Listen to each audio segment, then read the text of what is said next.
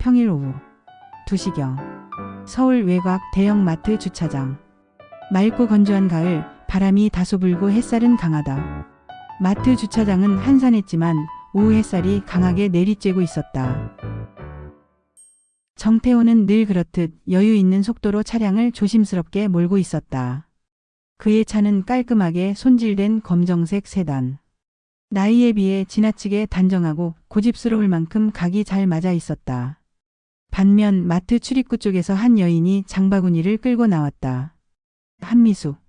체구는 작지만 발걸음엔 확신이 있었고 장바구니 속엔 특가라 써진 계란 2판과 만두, 그리고 할인 스티커가 붙은 사과 봉지가 한가득 담겨 있었다.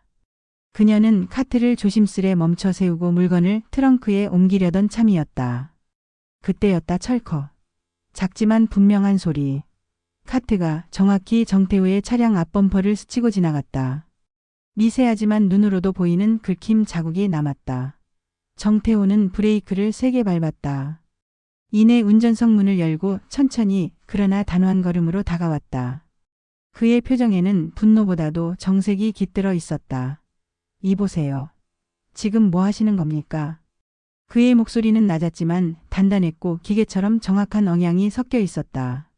한미숙은 돌아보며 잠시 당황한 듯 했다. 그러나 이내 그녀의 눈빛은 차분해졌고 얼굴에는 살짝의 피곤함과 약간의 짜증이 어른거렸다. 아니, 카트가 살짝 닿았다고 그렇게 호들갑이에요. 그녀의 말은 부드러웠지만 결코 물러서지 않았다. 이 대답은 정태우의 눈빛을 더 날카롭게 만들었다. 호들갑? 제 차 보이긴 하십니까? 범퍼 긁혔잖아요. 그는 손으로 범퍼 아래를 가리켰다. 실제로 살짝 벗겨진 검정색 도색이 햇빛에 반짝였다. 태우는 그 찰나의 손해에도 원칙을 적용하려는 사람이었다. 한미숙은 눈살을 살짝 찌푸렸다. 조용히 숨을 내쉰 그녀는 카트를 한 발짝 뒤로 물리며 말했다. 그쪽이 갑자기 앞으로 들어왔잖아요. 제가 먼저였죠. 거기 보세요. 노란 선 기준으로는 제 쪽이 더 먼저였어요. 정태호는 순간 말문이 막혔다. 그녀가 단지 자기 합리화를 위해 변명하는 게 아니라 정말로 본인의 위치와 타이밍을 계산해 말하고 있다는 걸 느꼈기 때문이다. 이건 분명히 손해배상 사안입니다. 태호는 휴대폰을 꺼내 차량을 촬영하기 시작했다. 미숙도 말없이 따라서 사진을 찍었다. 둘은 묘하게 닮은 움직임으로 서로의 차량, 카트, 상황을 기록했다. 마치 법정에서 만날 준비라도 하는 듯 정확하고 빠르게. 그 와중에도 그들의 말은 계속됐다. 세상 참 어른답지 못하시네요. 한미숙의 말엔 조금의 냉소가 섞여 있었고 정태호는 대꾸하듯 말했다. 내가 어른이니까 차에 긁히고도 웃고 넘기진 못하죠. 잠시 후 둘은 연락처를 교환했다. 서로 이름을 말할 때조차 조심스러웠고 마지막 인사도 생략되었다. 그러나 그날 저녁 두 사람의 휴대폰에는 같은 문구가 떠 있었다. 복지관 요리교실 신청이 완료되었습니다. 두 사람은 서로의 이름이 그 명단 안에 있다는 걸 그날 밤이 지나고서야 깨달았다. 그렇게 단 한 번의 충돌로 두 사람의 오랜 고요한 일상은 조금씩 변화하기 시작했다. 그리고 그 틈 사이로 아주 오래된 설렘이 다시 스며들고 있었다. 사건 발생 3일 후 오후 3시 복지관 지하 요리교실. 복지관 지하 요리교실은 그날따라 유난히 분주했다. 지글지글 볶는 소리, 된장국 끓는 냄새, 노인들의 분주한 손길이 가득한 가운데 조심스럽게 교실 문이 열렸다. 정태호는 들어서자마자 순간 멈칫했다. 앞치마를 메고 양팔을 손질 중인 여인. 그녀의 실루엣은 멀리서도 분명히 기억 속 그 사람 한미숙이었다. 그 역시 마찬가지였다. 양파 껍질을 벗기던 미숙의 손이 그를 본 순간 잠시 멈췄다. 손끝이 떨리진 않았지만 눈빛엔 살짝의 어이없음이 섞여 있었다. 이럴 수가. 서로의 속마음이 겹치는 순간이었다. 요리 강사가 두 사람을 향해 웃으며 말했다. 어르신 두 분. 오늘은 조를 짝수로 맞춰야 하니 나란히 앉아주세요. 정태우는 본능적으로 아니요라고 말하고 싶었지만 이미 빈자리는 그녀 옆 하나뿐이었다. 그는 말없이 자리에 앉았고 두 사람 사이엔 양파 한 망과 도마 하나가 놓였다. 잠시 정적. 한미숙이 먼저 입을 열었다. 양파를 썰면서 마치 이야기 따윈 하고 싶지 않다는 듯한 톤으로. 이런 데서 또 뵐 줄은 몰랐네요. 정태호는 양파를 정리하며 짧게 대답했다. 저도요. 신청은 인터넷으로 했습니다. 그쪽 차 잘 고치셨어요? 네, 범퍼만 교체했습니다. 비용은 제가 부담했습니다. 한미숙은 고개를 돌려 그를 잠시 바라봤다. 그 순간 그는 처음으로 그녀의 눈을 제대로 보았다. 그 눈에는 놀랍도록 담담함과 피로, 그리고 삶에 대한 짙은 태도가 담겨 있었다. 저 같으면 청구했을 텐데요. 그러셨겠죠. 저와는 다르니까요. 그 말에 그녀가 피식 웃었다. 하지만 날은 서늘했다. 도마 위에서 칼이 도마를 두드리는 소리만이 교실을 채우던 그때 강사가 환하게 외쳤다. 두 분 고기 양념은 함께 해보세요. 요리는 대화입니다. 정태우는 미숙을 바라보며 조용히 물었다. 소금은 넣으시겠습니까? 한미숙은 살짝 고개를 갸웃하더니 말했다. 미리 넣으면 고기에서 물이 나와요. 그쪽은 염도보단 논리가 먼저네요. 정태우는 살짝 눈을 내리깔고 작게 웃었다. 그렇게 둘은 말을 많이 하지는 않았지만 묘한 호흡이 생겨나고 있었다. 대화보다 조리도구가 더 많이 말을 했고 눈빛은 조금씩 경계를 거두기 시작했다. 마지막에 고기를 접시에 담으며 한미숙이 조용히 말했다. 생각보다 손은 야무지시네요. 정태우는 마주보며 대답했다. 생각보다 마음은 여유로우시네요. 둘은 처음으로 같은 방향으로 웃었다. 그날 마트 주차장에서 부딪힌 것은 단지 범퍼가 아니었다. 서로를 보지 못했던 시간과 삶의 결, 그리고 아주 작지만 확실한 시작의 조짐이었다. 요리교실이 끝난 뒤 복지관 입구는 조용했다. 어르신 몇몇이 삼삼오 웃으며 돌아가는 가운데 정태우는 조심스럽게 앞치마를 접고 가방을 둘러맸다. 한미숙은 평소보다 말이 적었다. 자신도 모르게 그의 동선을 따라 나와버린 것을 깨닫고는 잠깐 멈춰 뒤를 돌아보았다. 정태우는 그녀보다 반걸음 뒤에서 말없이 그녀의 손에 들린 종이봉투를 바라보고 있었다. 무겁진 않으세요? 짧고 낮은 그의 목소리. 한미숙은 대꾸하지 않았다. 하지만 가만히 걷던 발걸음은 이내 정태우와 나란한 보폭으로 맞춰졌다. 둘 사이엔 약 30cm의 간격, 그 거리 속엔 오늘 하루 묻지 못한 질문들과 말하지 않은 생각들이 섞여 있었다. 어색한 정적을 깬 건 복지관 옆 작은 개였다. 목줄 없이 뛰어오던 개가 갑자기 한미숙 쪽으로 다가왔다. 한미숙은 놀란 듯 뒤로 물러섰고 그 순간 정태우가 본능적으로 그녀의 팔을 가볍게 잡았다. 조심하세요. 팔에 닿은 그의 손은 짧고 단단했다. 하지만 한미숙은 그 손길을 뿌리치지 않았다. 잠시 멈췄던 발걸음이 다시 움직일 때 그녀는 조용히 물었다. 그쪽 항상 그렇게 조심하세요. 정태호는 고개를 살짝 돌렸다. 예. 조심하면 덜 후회하니까요. 그럼 조심하다가 놓치는 건 없던가요? 그 질문엔 정태호가 바로 대답하지 않았다. 그저 조용히 걸으며 자신의 왼손을 천천히 움켜쥐었다. 길가에는 작은 붉은 단풍잎이 떨어져 있었다. 누군가의 발길에도 부서지지 않고 그대로 남아있는 그런 가을의 잔상처럼. 두 사람은 말없이 걷다가 동네 시장 입구 삼거리에서 멈췄다. 전 여기서 왼쪽입니다. 정태호의 말에. 한미숙은 고개를 끄덕이며 말했다. 저는 오른쪽이에요. 둘은 마주보며 인사를 하지 않았다. 다만 고개를 가볍게 숙였고 등을 돌려 각자의 길로 걸어갔다. 하지만 두 사람 모두 걸음을 멈추는 타이밍이 같았다. 서로의 뒷모습을 바라보지는 않았지만 어느 한순간 조금 더 같이 걸었다면 어땠을까 그런 마음이 스치고 지나갔다. 대화가 없던 그 시간. 어쩌면 우리는 서로를 가장 깊이 이해하고 있었는지도 모른다. 정태호는 집으로 향하던 길이었다. 요리교실이 끝난 후 한미숙과 마주 걷다. 길이 갈라지자 말없이 왼쪽 골목으로 발걸음을 돌렸다. 천천히 걷던 그는 마트 옆 주차장 벽을 지날 때쯤 작은 검정 지갑 하나가 바닥에 떨어져 있는 것을 발견했다. 눈에 익은 듯한 그것을 조심스레 주워들었다. 낡았지만 깔끔한 가죽. 약간 벗겨진 가장자리. 지갑을 열자 신분증 속 익숙한 이름이 그의 눈에 들어왔다. 한미숙. 그는 짧게 숨을 들이켰다. 분명 그녀가 복지관을 나설 때 손에 들고 있던 물건 그가 바로 뒤에 있었으니 놓치는 순간도 봤을 법한데 왜 그 순간 보지 못했을까? 자신도 알 수 없는 이유였다. 다만 지금 그녀의 지갑을 들고 멈춰 선 이 골목길에서 그는 돌아가야 할 이유를 처음으로 느꼈다. 조용한 발걸음으로 복지관 쪽으로 다시 향했다. 그는 복지관 정문 앞 벤치에 앉았다.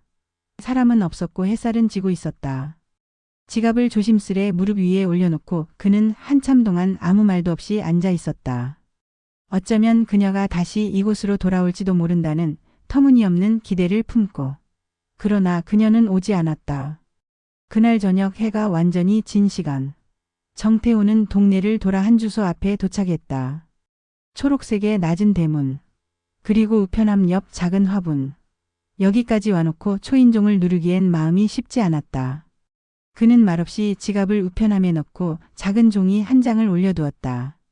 한 장 남은 메모지에 조심스레 적은 글씨. 복지관 주차장에서 주웠습니다. 바로 전해드리지 못해 죄송합니다.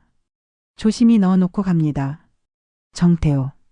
그는 문 앞에 잠깐 멈춰섰다. 무언가 말을 걸듯 조용히 바라보다 돌아서서 천천히 골목을 빠져나갔다.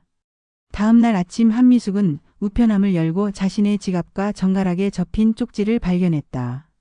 지갑을 열어 확인하던 그녀는 잠시 멈춰서서 그 쪽지를 다시 펼쳐 읽었다. 그녀의 입꼬리가 아주 천천히 올라갔다. 묘한 미소. 그 안엔 당황, 놀람, 그리고 확실한 설렘이 섞여 있었다. 그녀는 조용히 쪽지를 쥐고 문 안으로 들어가며 혼잣말처럼 속삭였다. 다음엔 내가 먼저 용기를 내볼까요? 누군가의 지갑을 조용히 돌려주는 일. 그 안엔 말보다 진한 마음이 담겨 있었다. 아직 시작하지 않았지만 이미 첫걸음은 시작된 것이다. 복지관 복도엔 늘 그렇듯 양손에 서류를 든 어르신들과 복지사들의 밝은 목소리가 오고 가고 있었다. 이번 주부터는 제철 반찬 만들기 강좌가 새로 시작되는 날이었다. 정태호는 도착하자마자 접수처 앞 게시판을 향했다. 그는 원래대로라면 강의만 듣고 조용히 돌아가려 했지만 이번에는 게시판에 붙은 조 편성표를 꼭 확인하고 싶었다. 그의 손이 종이를 따라가던 순간 눈에 들어온 이름 비조 정태호 한미수. 그는 본능적으로 주위를 둘러봤다. 그리고 멀리서 복지관 출입문을 열고 들어오는 그녀를 보았다. 한미수. 하얀 린넨 블라우스에 장바구니를 접어넣은 가방을 들고 조용히 복도를 걸어오고 있었다. 그녀의 눈도 같은 종이를 향하고 있었다. 정태호는 시선을 피하지 않았다. 그녀도 마찬가지였다. 두 사람은 서로의 이름이 나란히 있는 그 한 줄을 동시에 바라보고 같은 반응을 보였다. 말없이 고개를 살짝 떨군 뒤 조용히 웃었다. 요리실 안 정태호와 한미숙은 조심스럽게 재료를 앞에 두고 앉았다. 앞치마를 매는 손길은 지난번보다 조금 더 익숙했고 둘 사이의 간격은 여전히 조심스럽지만 어딘지 편안해졌다. 이번 주는 나물 무침이에요. 강사가 말하자 한미숙이 먼저 물었다. 소금은 미리 넣는 편이세요? 정태호는 그녀를 바라보며 웃었다. 이번엔 당신 방식으로 해보겠습니다. 한미숙은 고개를 끄덕이며 말했다. 그럼 결과는 공동 책임이에요. 요리 도중 한미숙이 잠시 팔을 걷자 정태호는 그녀의 손등에 남은 작은 흉터를 보게 되었다. 그는 묻지 않았다. 하지만 잠시 시선이 머물렀고 그녀는 그 시선을 느꼈다. 칼에 베인 거예요. 옛날에 혼자 살 땐 늘 이렇게 서둘렀거든요. 정태호는 말없이 반찬용 나물에 간을 하던 손을 멈추고 작게 고개를 끄덕였다. 앞으론 천천히 하시죠. 이젠 혼자 안 하셔도 되니까. 그 말에 한미숙은 칼을 내려놓고 그를 잠시 바라봤다. 그리고 처음으로 그의 눈을 오래 바라보았다. 같은 조에 이름이 있다는 건 우연 같지만 어떤 감정은 그 우연을 천천히 운명으로 만든다. 요리 강의가 끝난 오후 4시경. 요리 교실이 끝나고 수강생들은 하나둘 정리를 마치고 돌아가고 있었다. 한미숙은 조심스럽게 앞치마를 벗었다. 바구니에 넣은 장갑과 레시피 종이를 정리하던 그녀의 눈이 자연스럽게 옆에 선 정태호에게 향했다. 정태호는 말없이 가방을 메고 있었다. 그의 얼굴은 평온했고 모든 과정을 예의 바르게 마무리하고 떠날 준비가 된 듯했다. 그러나 한미숙은 그 순간 무언가를 놓치고 싶지 않았다. 그녀는 조심스럽게 입을 열었다. 혹시 지금 시간 되세요?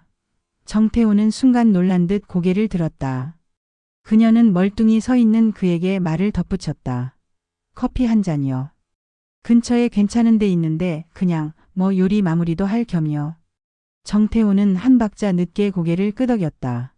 네, 좋습니다. 작은 커피점 한적한 골목에 자리한 4인용 테이블 2개 남짓의 공간. 한미숙은 아메리카노를, 정태호는 따뜻한 카페라떼를 주문했다. 둘 사이엔 말이 많지 않았다. 그저 서로를 조용히 바라보다가 커피잔에서 올라오는 김을 바라보며 잔을 입에 댔다. 그 조용함이 어색하지 않았다. 오히려 편안했다. 저 지갑 잘 받았어요. 한미숙이 먼저 입을 열었다. 정태호는 고개를 끄덕이며 말했다. 제가 너무 조용히 돌려드렸죠. 직접 드리긴 어쩐지 망설여졌습니다. 그날 우편함 앞에서 쪽지 보고 많이 웃었어요. 그런 식의 용기 꽤 보기 드문 편인데. 정태호는 그녀의 웃음에 같이 미소 지었다. 그녀가 웃으면 자신도 모르게 따라 웃게 되는 그 기분. 그는 그것을 익숙하지 않지만 싫지 않은 낯설미라 느꼈다. 잠시 정적이 흘렀고 그녀는 테이블에 손을 얹으며 말했다. 우리 자꾸 같은 조로 묶이네요. 그게 싫진 않으신가 봅니다. 싫은 건 아니에요. 단지 오랜만에 누군가랑 자꾸 겹친다는 게 좀 낯설 뿐이죠. 그 말에 정태호는 잠시 생각하다가 잔을 내려놓고 조용히 말했다. 저도 낯섭니다. 근데 그 낯설미 자꾸 반가움으로 바뀌는 중입니다. 그녀는 놀란 듯 그를 바라보았다. 그리고 아주 작게 그러나 확실하게 고개를 끄덕였다. 창밖으로 햇살이 길게 드리워졌다. 두 사람의 그림자가 테이블 밑에서 살짝 겹쳤다. 늦은 나이에 찾아온 커피 한 잔. 그 안에는 말보다 많은 온도가 담겨 있었다. 진심은 말하지 않아도 전해지는 순간이 있으니까. 커피를 마신 바로 다음 날 오전. 복지관은 늘 같은 시간에 비슷한 얼굴들로 북적였고 정태호도 그 풍경 속에 한 사람이 되어가고 있었다. 그날 아침 그는 평소보다 10분 정도 일찍 도착했다. 조용한 복도를 걷던 그는 우연히 요리실 앞 게시판에서 한미숙이 레시피 파일을 정리하고 있는 모습을 발견했다. 그는 그녀에게 말을 걸지 않고 그녀가 고개를 돌리기 전 조용히 고개를 숙이며 지나치려 했다. 그런데 그때였다. 어르신 요즘 정말 보기 좋으세요. 복지관 직원 미나가 갑자기 옆에서 다가와 활짝 웃으며 말했다. 두 분 나란히 요리하시는 모습 복지관에서도 소문났어요. 정태호는 눈이 약간 커졌다. 한미숙도 손에 쥔 종이를 떨어뜨릴 뻔했다. 저희는 그냥 같은 조일 뿐이고요. 미숙이 황급히 말을 이었다. 정태호는 말없이 고개를 끄덕였지만 그의 귓불은 조금 붉어져 있었다. 아휴, 그런 말씀 다 하세요. 요리교실 담당 선생님도 그러셨어요. 두 분 찰떡호흡이라고요. 거기다 어제 둘이서 커피숍 다녀오신 것도 봤다 하더라고요. 미나는 눈을 반짝이며 덧붙였다. 그녀는 악의 없는 얼굴로 진심 어린 응원을 담아 말했다. 정태호는 말없이 미숙 쪽을 바라봤다. 한미숙도 조용히 그를 보며 눈을 내리깔며 작게 말했다. 요즘 복지관 참 말이 많네요. 그게 싫으세요? 정태호가 조심스럽게 물었다. 한미숙은 대답 대신 종이 뭉치를 다시 들고 천천히 복도 쪽으로 걸어 나갔다. 하지만 그녀가 돌아서는 순간 정태호는 보았다. 그녀의 입꼬리가 아주 조금 올라가 있었다. 탕비실 앞 정태호는 자판기 앞에 서 있었다. 커피가 떨어지는 소리를 들으며 그는 중얼거렸다. 싫어하지는 않으셨군. 그 말은 혼잣말이었지만 마치 그녀에게 들려주고 싶은 말 같았다. 때로는 누군가의 입에서 먼저 새어나온 말이 두 사람 사이에 감춰둔 마음을 가장 선명하게 밝혀준다. 봄날 토요일 오전. 복지관 앞마당엔 천막이 하나둘 세워지고 있었다. 각 조별로 분담된 텐트와 테이블, 접수대 설치가 분주하게 이어지고 있었다. 정태호는 사다리를 들고 천막 쪽으로 다가갔다. 그의 손에는 줄자와 드라이버가 놓여 있었고 늘 그렇듯 움직임은 정확하고 조용했다. 반면 한미숙은 접수대 근처에서 물품 박스를 정리하며 종이 명단을 들고 있었다. 그녀는 주변 상황을 파악하고 사람들에게 일을 나누어주며 경쾌하게 움직였다. 정태호 어르신, 한미숙 어르신 두 분 오늘은 같은 A팀이에요. 현수막 걸고 접수 테이블 준비까지 같이 부탁드릴게요. 복지사 미나의 목소리에 두 사람은 동시에 고개를 들었다. 그리고 동시에 작게 웃었다. 또 같이 하게 된 것이다. 현수막을 친 천막 아래 정태호는 조심스럽게 사다리에 올랐다. 그는 나사 위치를 확인하며 조용히 말했다. 로프는 아래쪽부터 매야 무게중심이 안 쏠립니다. 한미숙은 가만히 그를 바라보다 명단 종이를 접으며 대꾸했다. 사람 일도 그렇게 계산되면 좋겠네요. 정태호는 말없이 로프를 당겼고 한미숙은 그 아래에서 로프를 고정했다. 그들의 호흡은 잘 맞는 듯 보였지만 그 속에는 사소한 마찰이 서서히 싹트고 있었다. 잠시 후 접수 테이블에서 인쇄물 정리를 하던 중 한미숙이 말했다. 이건 순서표 맨 위에 붙이죠. 가장 많이 보는 게 먼저 있어야 하니까요. 정태호는 인쇄물을 받아들고 고개를 갸웃하며 말했다. 그러면 뒤에 순서가 묻히죠. 시간대별로 배치하는 게 맞습니다. 그러다 첫 타임이 몰리면 줄이 엉켜요. 제가 작년에도 맡아서 해봤거든요. 정태호는 말없이 스카치 테이프를 뜯어 자신이 생각한 위치에 종이를 붙였다. 한미숙은 조용히 그걸 바라보다가 잠시 뒤 말없이 다시 뗐다. 정적. 그리고 눈빛이 마주쳤다. 둘 다 입을 열지 않았지만 상황은 분명히 말하고 있었다. 우리 생각이 다르구나.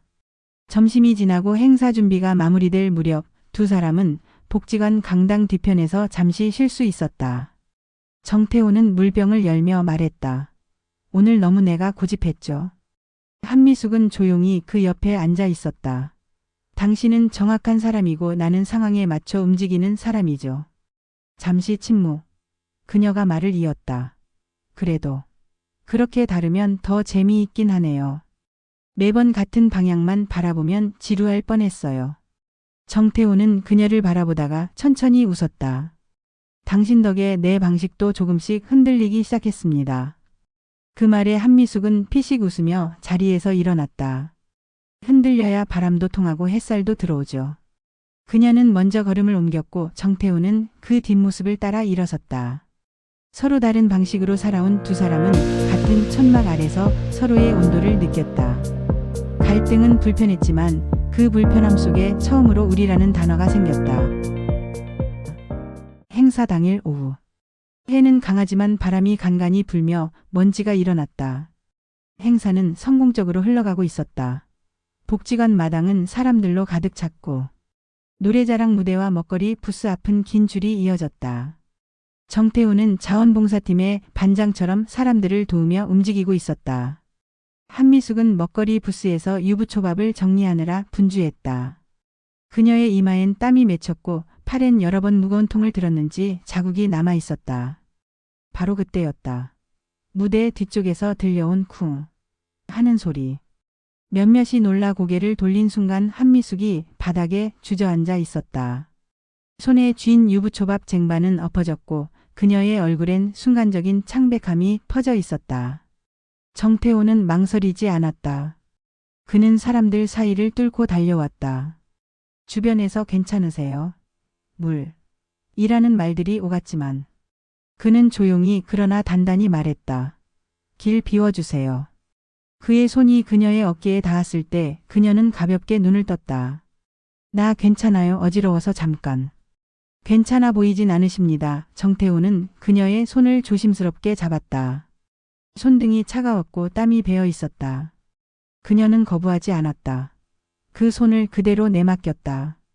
사람들의 시선이 있었지만 그 순간은 아무도 중요하지 않았다. 그는 그녀를 일으켜 세우며 말했다. 잠시라도 저한텐 아무 일 아닌 게 아닙니다.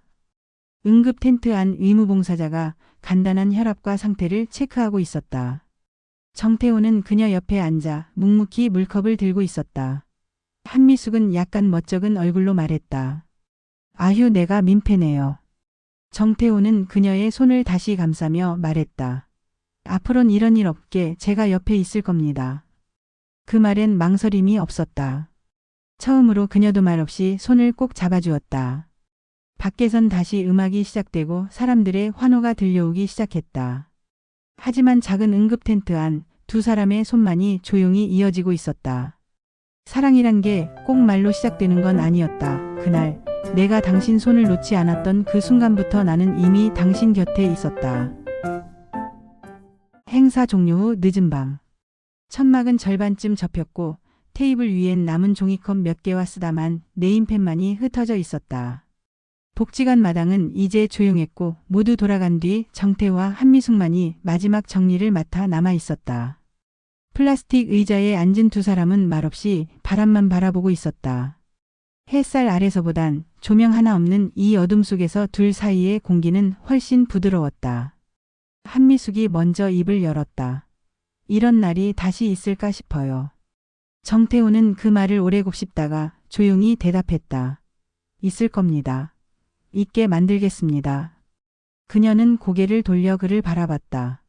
그의 눈은 말보다 더 깊은 감정을 품고 있었다. 당신이 쓰러졌을 때 생각보다 많이 무서웠어요. 그 말에 한미숙은 잠시 웃다가 이내 입을 다물었다. 그리고 그녀가 아주 조용히 말했다. 사실 나도 당신 손을 잡고 일어날 줄 몰랐어요. 예전 같았으면 괜찮아요라고 웃고 넘겼을 텐데 이번엔 그 손이 너무 따뜻했어요. 정태호는 입가에 살짝 미소를 띄었다. 그리고 작게 마치 속삭이듯 말했다. 이젠 그냥 손 잡는 거 말고 그 손을 놓치지 않는 쪽으로 살아보고 싶어요. 그 말은 한 문장이었지만 그 안엔 그의 지금까지의 외로움 그리고 앞으로의 용기가 다 담겨 있었다. 한미숙은 대답하지 않았다. 다만 조용히 손을 내밀었고 정태호는 말없이 그 손을 받아쥐었다. 서로의 손은 주름졌고 따뜻하고 조용히 떨리고 있었다. 하늘엔 별 하나, 구름은 조금. 복지관의 간판 조명이 꺼지고 그 아래 두 사람만이 가만히 함께 앉아 있었다. 늦게 온 사랑은 조용히 묻고 아주 천천히 답한다. 그리고 그 손은 이제야 처음으로 놓지 않겠다는 약속을 담게 된다. 행사 다음 주 월요일 오전. 복지관은 평소보다 조용했지만 1층 게시판 앞엔 사람들이 웅성이고 있었다. 복지관 봄맞이 축제 스냅 사진 전시. 큰 글씨로 프린트된 제목 아래 컬러로 인화된 사진들이 한 장 한 장 조심스레 붙어 있었다. 먹거리 부스, 윷놀이, 무대 공연 등. 그 사이 한 장의 사진이 유난히 눈에 띄었다. 작은 응급 텐트 안 정태호가 한미숙의 손을 꼭 붙잡고 있는 장면. 그녀는 미소를 머금은 채 그의 손을 바라보고 있었고 그는 조용하지만 분명한 눈빛으로 그녀를 바라보고 있었다. 사진 밑엔 이렇게 적혀 있었다. 가장 따뜻한 순간상. 그 장면을 본 사람들의 반응은 다양했다. 어머, 저기 정태호 씨 아니야? 요즘 복지관 요리교실에서도 둘이 짝이래. 근데 참 잘 어울려. 그 나이에도 저렇게 누군가 손잡아주는 사람이 있다는 거. 복지관을 나서던 정태호는 그 게시판 앞을 지나가다가 사진 앞에 서 있는 한미숙의 뒷모습을 보았다. 그녀는 사진을 말없이 바라보다가 천천히 고개를 돌려 뒤에서 다가온 그를 마주했다. 잠시 정적. 그가 먼저 입을 열었다. 이 사진 삭제 요청해 볼까요? 그녀는 피식 웃었다. 왜요? 우리가 뭘 잘못한 건가요? 아니요. 그저 당신이 불편해할까봐. 그날 당신 손을 잡았던 건 누가 봐도 부끄럽지 않은 일이에요. 정태호는 말없이 그녀를 바라봤고 그녀는 마지막으로 그 사진을 쳐다본 뒤 복지관을 나섰다. 그날 오후 시장 골목 야채 가게 앞. 한미숙은 쪽파를 고르고 있었고 상인 아주머니가 웃으며 말을 걸었다. 아이고 어머니. 복지관 사진 봤어요. 아이고 너무 보기 좋았네요. 한미숙은 살짝 당황했지만 얼굴은 붉어지지 않았다. 네, 이제라도 같이 웃을 수 있는 사람이 생겼어요. 그 대답은 짧았지만 확신이 담겨 있었다. 한편 정태호는 집으로 가던 길 지나가던 중년 남성 몇 명과 인사를 나누었다. 정 선생, 봤어요. 복지관 게시판. 잘했어요. 그 나이에 그 정도면 아주 멋지다니까. 축하해요. 오래 가였고? 정태호는 짧게 웃으며 고개를 숙였다. 그날 그는 처음으로 혼자가 아니라는 기분을 사람들 사이에서 느꼈다. 밤. 한미숙의 집 앞. 두 사람은 대문 앞에서 마주 섰다. 정태호는 잠시 머뭇거리다 말했다. 오늘 시선들이 많았어요. 그게 다 시선이었을까요? 응원이었을 수도 있죠. 잠시 침묵. 그리고 그녀가 덧붙였다. 나 이런 말 처음 해보는 것 같은데요. 그녀가 작게 속삭였다. 우리 같이 있는 거 이젠 남들 앞에서도 괜찮다고나 생각해요. 정태호는 그 말에 미소 지으며 말했다. 그럼 내일부터 좀 더 당당히 걷겠습니다. 당신 옆에서. 그녀는 고개를 끄덕이며 문 안으로 들어갔고 정태호는 대문 앞에서 한참 창문을 조용히 바라보았다. 사진 한 장이 우리의 마음을 밖으로 꺼내 주었다. 이제 우리는 숨기지 않아도 되는 사이가 되었다. 게시판 사진이 붙은 다음 날 저녁. 동네 단골 식당 삼겹살집. 한적한 골목 끝 오래된 삼겹살집 네온 간판이 살짝 깜박이고 있었지만 이 동네 사람들에겐 맛보다 정이 먼저인 곳이었다. 한미숙과 정태호는 밖에서 저녁 한 끼 먹자는 말 한마디에 자연스럽게 이곳으로 발길을 옮겼다. 구석자리 테이블 둘은 마주 앉았다. 한미숙은 간장 양파를 젓가락으로 집어 옮겼고 정태호는 고기불 조절을 조심스럽게 하고 있었다. 말이 많지 않았지만 두 사람 사이엔 편안한 공기가 흘렀다. 그 순간 어머니 아니세요? 식당 입구 쪽에서 들려온 익숙한 목소리 시장 김씨 아주머니였다. 그 옆엔 동네 통장, 고물상 박씨 아저씨, 그리고 몇몇 복지관 얼굴들이 함께 있었다. 어머 정태호 어르신도 같이? 아이고 사진 그 모습 그대로네. 그들의 목소리는 크지도 작지도 않게 식당 전체로 퍼졌다. 둘은 당황한 듯 자리에서 일어섰지만 그들의 얼굴에 당황보다도 웃음이 먼저 올라왔다. 이렇게 같이 다니는 거 이제 숨기지 마셔요. 김씨 아주머니는 반쯤 농담처럼 반쯤 진심으로 말했다. 박씨 아저씨는 벌써 소주병을 들고 다가와 정태호의 잔을 가득 채웠다. 축하합니다. 우리 동네에서 이렇게 보기 좋은 커플도 드문데요. 정태호는 잔을 들며 잠시 머무녔다가 말없이 고개를 숙였다. 한미숙도 잔을 들어 김씨 아주머니와 잔을 맞췄다. 이 나이에도 이렇게 설레는 일이 있다니 괜히 부끄럽네요. 그 말에 식당 안이 웃음으로 가득 찼다. 그 후로는 누가 먼저랄 것도 없이 식당 사람들이 한 명씩 다가와 한마디씩 덧붙였다. 정태호 어르신 잘 잡으셨어요. 한미숙 어르신 저분 마음 따뜻한 거 알죠? 결혼 안 해도 돼요. 그냥 오래오래 함께만 사세요. 식당 안 잠시 뒤 정태호와 한미숙은 자신들의 테이블에 모여 앉은 사람들의 잔을 받으며 작게 웃고 고개를 끄덕이고 그리고 말없이 서로의 잔을 부딪혔다. 짠. 작은 소리였지만 그 소리엔 이제부터는 숨지 않겠다는 작고 단단한 결심이 담겨 있었다. 식당을 나서는 길. 한미숙이 조용히 말했다. 창피하지 않으셨어요? 정태호는 고개를 저으며 작게 대답했다. 내가 오늘 처음으로 우리라는 말 편하게 썼던 것 같아요. 그녀는 말없이 그의 팔을 잡았다. 짧지만 확실하게. 사랑은 조용히 시작되지만 언젠가는 모두가 알아주는 관계가 된다. 그리고 그 순간 우리는 서로를 더 깊이 안아줄 수 있게 된다. 식당에서 돌아온 다음 날 오전. 늦은 오전 한미숙은 평소처럼 마당 화분에 물을 주고 있었다. 햇살은 따뜻했고 마음은 조용히 평온했다. 그때 골목어귀에서 낯익은 목소리가 들렸다. 엄마. 놀란 듯 고개를 든 그녀의 눈에 딸 소라. 그리고 손자 지우의 얼굴이 들어왔다. 지우는 환하게 달려와 미숙 품에 안겼고 소라는 짐가방을 한쪽에 내려놓고 차가운 시선으로 그녀를 바라봤다. 거실 안 김소라는 소파에 앉아 있었다. 미숙은 주전자에 물을 끓이며 눈치를 살피고 있었다. 소라. 엄마 전화를 왜 안 받았어요? 우린 연락도 없이 여기까지 와야 돼요. 미숙 작게 웃으며 그냥 내가 바쁘겠지 싶어서. 소라. 근데 이게 뭐예요? 소라는 식탁 위에 놓인 복지관 행사 사진을 들어보였다. 인쇄된 신문 한 귀퉁이에 정태호와 한미숙이 함께 있는 모습이 실려 있었다. 소라. 소문도 많다면서요. 정태호 어르신이요. 엄마가 정태호 어르신이랑 요즘 같이 산다는 얘기도 있어요.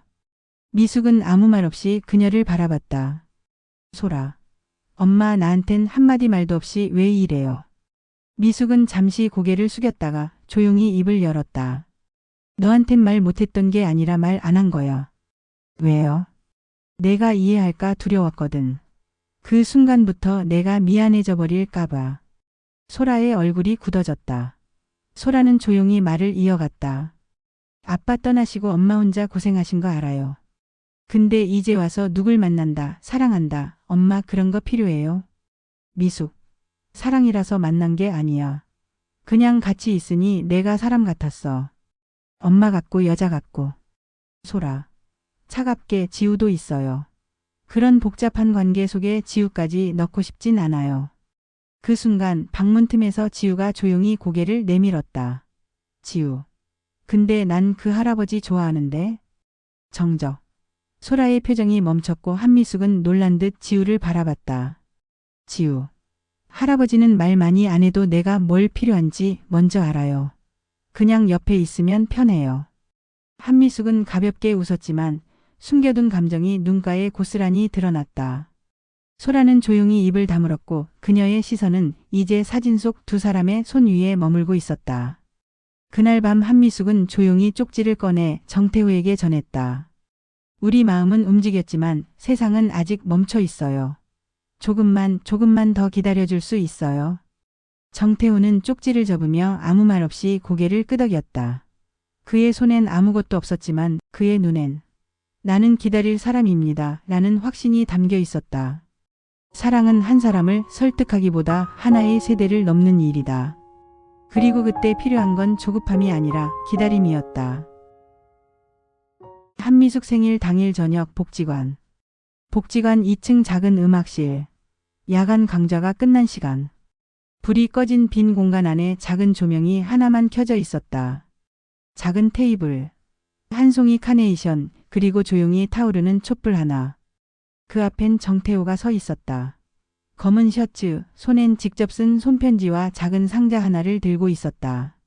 그는 시계를 보고 작게 숨을 내쉬었다. 곧 오겠지.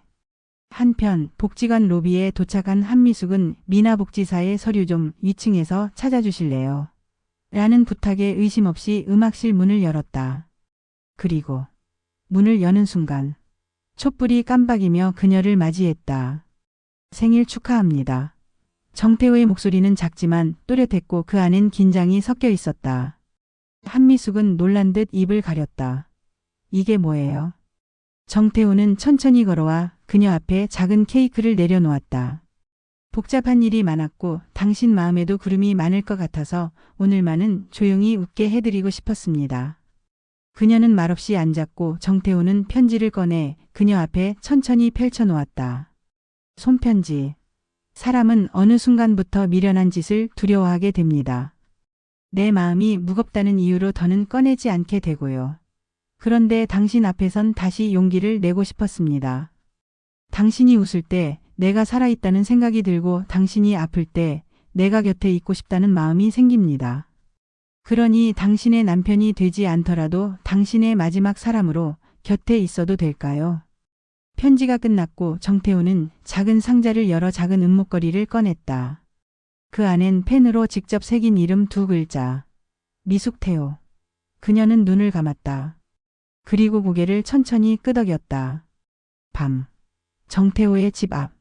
두 사람은 말없이 걷고 있었다. 바람은 차지 않았고 별은 또렷했다. 이제 다른 사람들에게 설명하지 않아도 되겠네요. 미숙의 말에 정태호는 미소를 지었다. 이젠 나 자신에게도 설명 안 해도 될 것 같아요. 왜 당신이 좋은지. 그녀는 손을 내밀었고 그는 그 손을 꼭 잡았다. 그들은 아무 말 없이 천천히 밤을 걸었다. 늦은 사랑엔 소란이 없고 말보다 긴 기다림이 있었다. 그리고 그 끝에서 우리는 말없이 서로의 이름을 부르기 시작했다. 주말 오후. 지우는 한미숙의 집 마당에 앉아 숙제를 하고 있었다. 정태호는 마당의 나무 의자에 앉아 신문을 넘기고 있었다. 말은 없었지만 공기엔 묘한 긴장감과 거리감이 감돌았다. 그때 한미숙이 조심스레 말했다. 지우야, 오늘 할아버지랑 붕어빵 사러 갈래? 지우는 고개를 끄덕였다. 정태호도 말없이 신문을 접고 일어섰다. 둘은 문을 나섰고 조용한 골목길이 두 사람 사이에 펼쳐졌다. 문방구 앞. 지우는 눈을 반짝이며 유리창 안을 들여다보았다. 안쪽엔 공룡 스티커와 야광 딱지가 잔뜩 놓여 있었다. 정태호는 가만히 그 모습을 바라보다가 지갑을 꺼내며 말했다.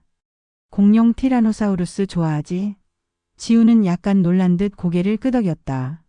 네, 티라노랑 벨로시랩터요. 정태호는 말없이 고개를 끄덕였다. 그리고 조심스럽게 스티커 2개를 골랐다. 정태호. 스티커를 건네며 이건 내가 나한테 할아버지라고 처음 불러준 날 기념이야. 지우. 놀란 듯. 엥? 저 맨날 불렀는데요. 정태호. 작게 웃으며 아니야, 오늘은 진짜 내 마음이 담겨 있었어. 지우. 잠시 생각하더니 웃으며 그럼 진짜 시작인 거네요. 공원 벤치. 붕어빵을 나눠 들고 앉은 두 사람. 바람이 불고 낙엽이 바스락거리며 발밑을 감쌌다. 지우가 조심스럽게 말을 꺼냈다. 할아버지, 엄마는 아직 좀 화가 나 있는 것 같아요. 정태호는 붕어빵을 한 입 베어물고 천천히 대답했다. 사랑이란 게 누구에겐 기쁨이고 누구에겐 혼란일 수 있어. 그래서 너무 서두르지 않으려고. 지우는 잠시 고개를 끄덕이다가 작게 말했다. 근데 전 괜찮아요. 할머니가 웃는 거 오랜만에 봐서요. 그 말에 정태호는 붕어빵을 내려놓고 조용히 손을 내밀었다. 지우는 망설이다가 그 손을 맞잡았다. 두 사람의 체온이 손으로 전해졌다. 집 앞 골목길. 해질 무렵. 두 사람은 천천히 걸었다. 지우는 손에 스티커를 들고 있었고 정태호는 잠자코 그 곁을 지켰다. 골목 끝에서 지우가 물었다. 할아버지, 앞으로도 가끔 저랑 둘이 나가줄 수 있어요? 정태호는 잠시 웃었다. 가끔이 아니라 원할 때마다. 지우는 씩 웃으며 뛰어갔고 정태호는 그 뒷모습을 바라보며 중얼거렸다. 이제야 진짜 가족이 되는 길목에 서 있는 기분이야. 사랑은 사람을 바꾸지 않는다. 단지 그 사람 안에 또 다른 마음을 꺼내줄 뿐이다. 오늘 나는 누군가의 할아버지가 되었다. 지우와 정태호가 외출한 바로 다음 날 저녁. 한미숙의 집. 작은 부엌 겸 식탁. 부엌 안. 한미숙은 도마 위에 애호박을 썰고 있었다. 소박한 저녁상. 된장찌개, 계란말이, 그리고 갓 지은 밥. 식탁 옆 작은 가스버너에선 조용히 김이 피어오르고 있었고 그 맞은편엔 정태호가 말없이 수저를 가지런히 놓고 있었다. 그의 손놀림엔 익숙함과 조심스러움이 공존했다. 그 순간 현관문이 열렸다. 엄마, 지우 데리고 왔어요. 소라의 목소리는 조용하고 평소보다 톤이 낮았다. 지우는 활짝 웃으며 달려와 정태호 옆에 앉았다. 오늘 할아버지랑 진짜 재밌었어요. 스티커도 사줬어요. 소라는 말없이 그 모습을 바라보았다. 잠시 멈칫한 뒤 그녀는 식탁을 바라보며 물었다. 자리가 있네요. 한미숙은 부드럽게 웃으며 말했다. 내 자리야 늘 있었어. 소라는 아무 말 없이 가방을 내려놓고 자리 옆에 앉았다. 그녀가 앉자마자 정태호가 조심스럽게 물컵을 건넸다. 물이 미지근합니다. 뜨거운 건 부담될까 봐요. 소라는 고개를 들었다. 그의 눈엔 과장 없는 배려가 있었다. 소라는 짧게 고개를 숙이며 말했다. 감사합니다. 식사는 조용히 흘러갔다. 반찬을 건네는 손, 국을 덜어주는 손, 수저를 건네받는 손. 그 손들이 서툴지만 정확하게 하나의 가족을 만들고 있었다. 식사가 끝나갈 무렵 지우가 말했다. 할머니, 내가 봤을 땐 우리 진짜 가족 같아요. 정적. 소라는 조용히 웃었다. 나도 그렇게 생각해. 한미숙은 순간 눈시울이 붉어졌고 정태호는 고개를 숙였다. 하지만 아무도 울진 않았다. 그저 식탁 위에 손을 올리고 조용히 서로의 손을 덮었다. 잠시 후 소라가 말했다. 엄마, 앞으로 아저씨한테 태우 아저씨 말고 뭐라 부르실 거예요? 한미숙은 눈을 동그랗게 떴고 지우는 웃음을 터뜨렸다. 정태호는 고개를 살짝 숙인 채 그저 미소만 지었다. 그건 천천히 정해질 일이었다. 하지만 그날 이미 모든 것이 정해져 있었다. 서로를 받아들이는데 거창한 말이 필요한 건 아니다. 한 끼 밥상, 조용한 젓가락 소리. 그리고 누군가를 가족이라 부르지 않아도 이미 가족인 순간은 함께 자리를 나누는 그 시간이었다. 평일 오후 인터뷰 당일. 복지관 2층 강의실. 임시 촬영 세트가 설치되어 있었고 플래카드엔 이렇게 적혀 있었다. 당신의 인생을 듣고 싶습니다. 시니어 커플 특집 인터뷰. 정태호는 약간 낯설어하며 의자에 앉아 있었다. 한미숙은 그 옆에서 거울을 보며 머리를 살짝 다듬고 있었다. 복지사 미나가 다가왔다.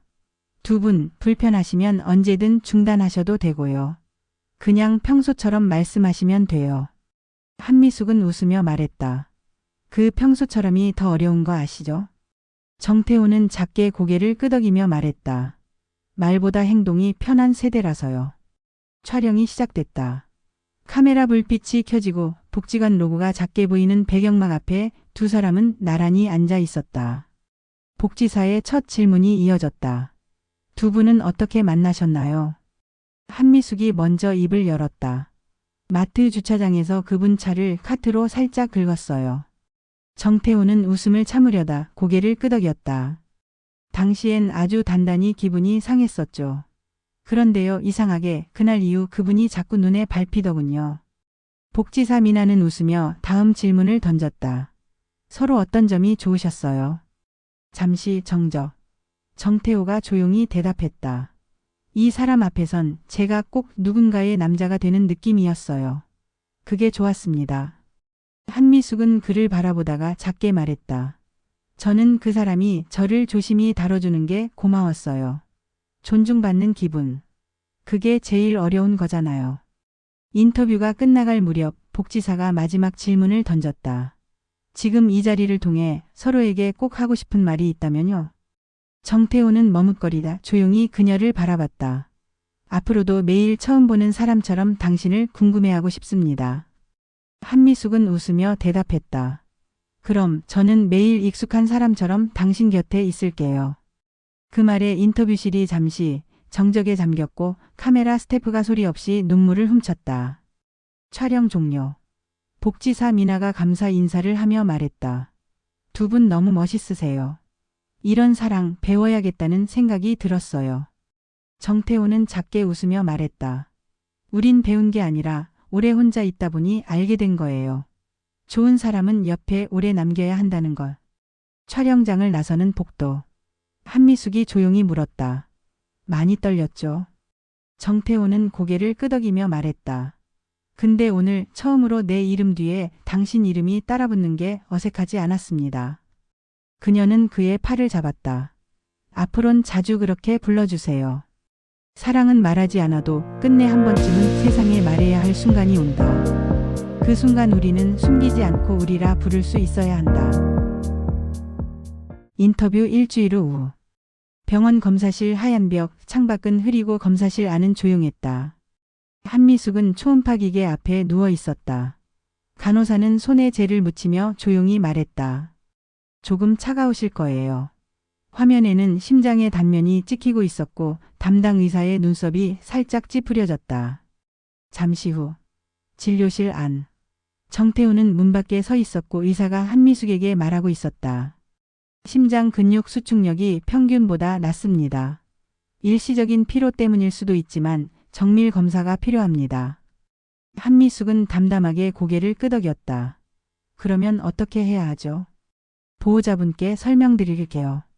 의사의 말에 한미숙은 고개를 돌려 문 밖에서 기다리던 정태우를 바라봤다. 그녀의 눈엔 아무 말도 없었다.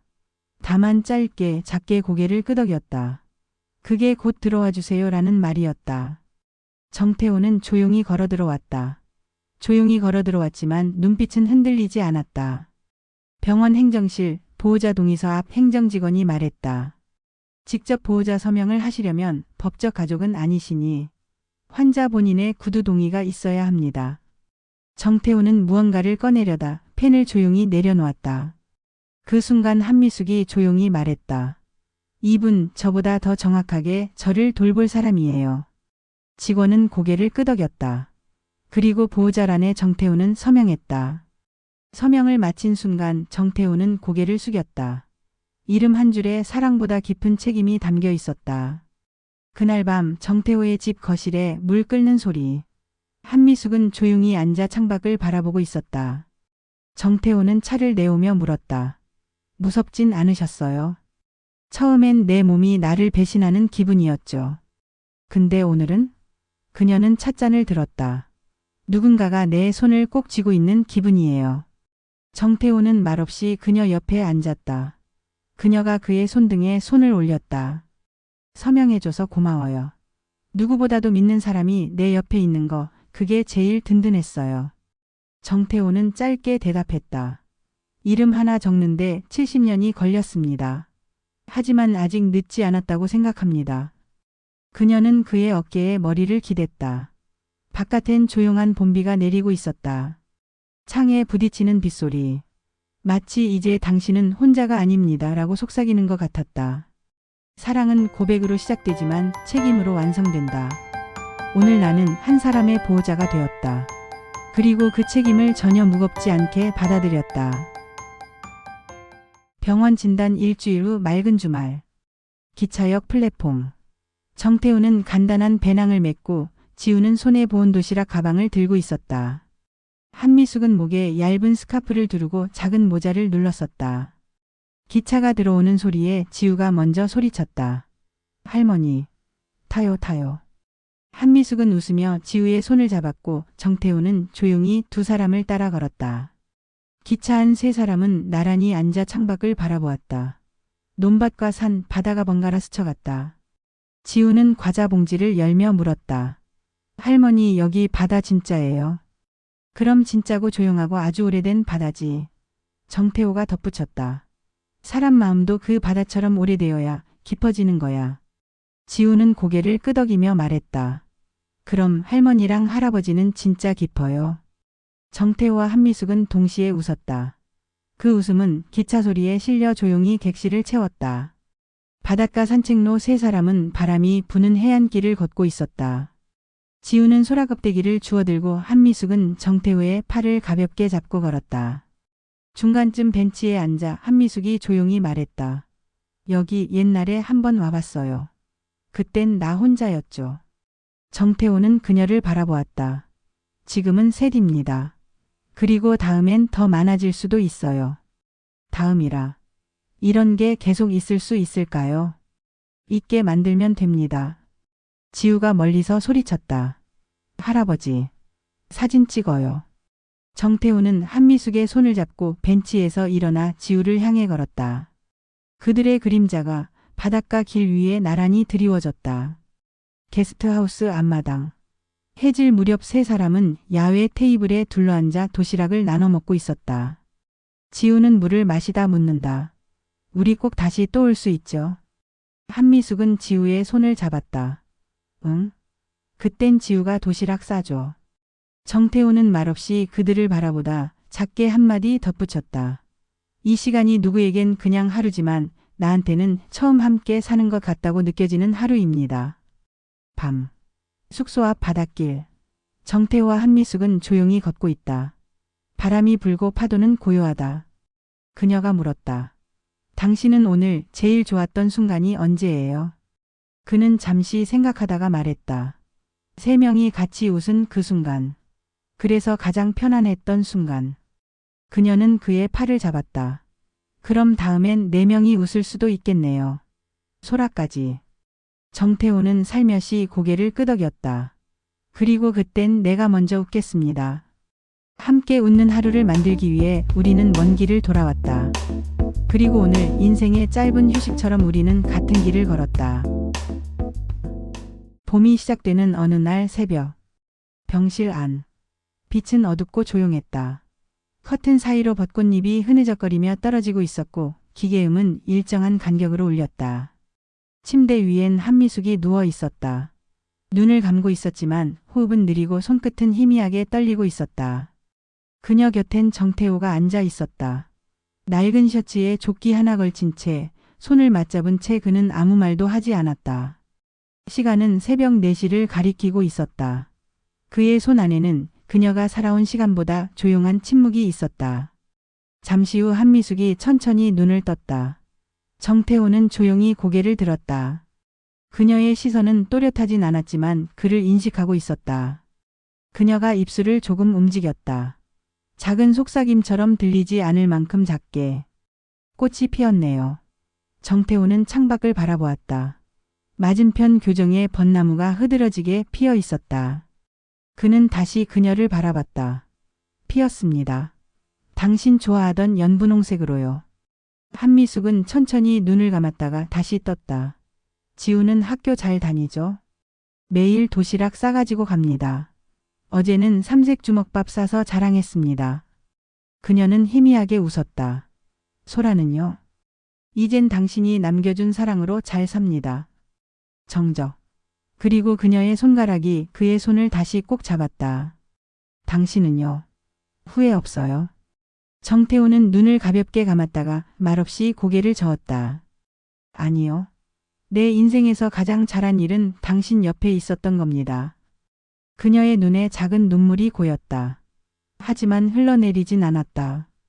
그 순간 산소기의 소리가 조금씩 느려졌다. 정태호는 손에 힘을 주지 않았다. 오히려 더 조용히 그녀의 손을 감쌌다. 그녀의 숨이 점점 옅어지면서도 눈은 여전히 그의 얼굴을 향하고 있었다. 그리고 마지막 한마디. 당신 덕분에 괜찮았어요. 그 말을 끝으로 한미숙은 눈을 감았다. 정태호는 그 어떤 소리도 내지 않았다. 눈물도. 흐느낌도 없이 그녀의 손을 끝까지 꼭 쥐고 있었다. 며칠 후. 벚꽃잎이 모두 흩날리는 마당. 한미숙의 집 앞 화단. 정태호는 조용히 그녀가 남긴 수첩을 정리하며 지우와 함께 작은 화분을 심고 있었다. 지우. 할아버지, 할머니는 이제 어디 있어요? 정태호는 잠시 고개를 들었다. 여기. 그는 가슴을 손으로 톡톡 두드렸다. 이 안에. 매일 같이 밥 먹고, 매일 같이 웃고, 매일 같이 잔소리하던 그 모습으로. 지우는 고개를 끄덕였다. 그리고 화분에 물을 주며 말했다. 그럼 우리 오늘도 밥 먹어요. 할머니 좋아하던 콩나물국 끓여요. 정태호는 미소 지었다. 누군가의 마지막 순간을 함께 해줄 수 있다는 건 인생에서 가장 큰 사랑의 표현이다.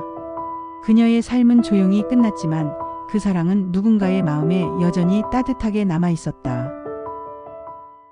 몇 년 후 봄. 체육관 강당. 지우가 단상에서 상장을 받고 있었다. 박수 소리가 울리고 지우는 단정하게 인사한 뒤 계단을 내려왔다. 관객석 뒤쪽. 정태호는 조용히 손뼉을 쳤다. 검은 코트를 입고 흰 셔츠에 단정한 타이. 주머니 속엔 작은 액자 하나가 들어 있었다. 그녀의 사진. 생전 웃고 있던 한미숙의 모습. 강당복도. 졸업식을 마친 가족들 사이에서 지우가 정태호에게 달려왔다. 할아버지, 나 졸업했어요. 정태호는 작게 웃으며 가방 안에서 카네이션 한 송이를 꺼냈다. 너희 할머니가 살아계셨다면 이걸 들고 맨 앞줄에서 울었을 거다. 지우는 웃음을 머금은 채 카네이션을 받아들었다. 학교 운동장 한켠 벤치. 정태호는 벤치에 앉아 주머니 속에서 그녀의 사진이 든 액자를 꺼냈다. 햇살 아래 한미숙의 사진이 조용히 빛났다. 그는 액자를 천천히 들어 풍경을 보여주듯 말했다. 지우가 벌써 이렇게 컸습니다. 당신이 처음 도시락 싸주던 그 아이가 이젠 키도 저보다 크고요. 잠시 정적. 정태호는 벤치 옆 작은 꽃잎을 떼며 중얼거렸다. 사람들은 자꾸만 묻습니다. 아직도 혼자 사세요? 외롭지 않으세요? 그는 고개를 들었다. 바람이 불어 벚꽃잎 하나가 사진 위로 내려앉았다. 저는 항상 둘입니다. 지우가 친구들과 사진을 찍고 정태호는 그 뒤편에서 조용히 서서 바라본다. 그의 손에는 여전히 그녀의 사진이 들어있는 액자. 그리고 그 눈엔 슬픔이 아닌 함께했던 계절에 대한 감사만이 남아 있었다. 사랑은 끝나는 게 아니라 누군가의 계절 속에 남아 다시 피어나는 것이다. 그리고 나는 오늘도 당신과 함께 살아간다.